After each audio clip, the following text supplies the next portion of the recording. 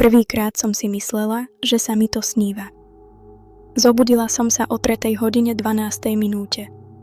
A v rohu izby stál tieň. Nehýbal sa, len sa pozeral. Nemohla som kričať.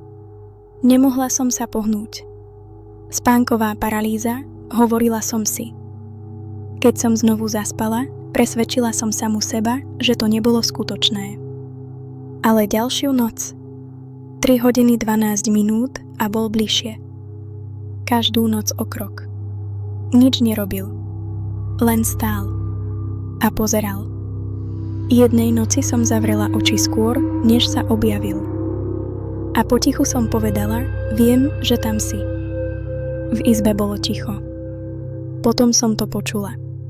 Z druhej strany postele. Ja viem, že si hore. Od tej noci už nestojí v rohu. Teraz stojí pri posteli. A čaká, kým otvorím oči.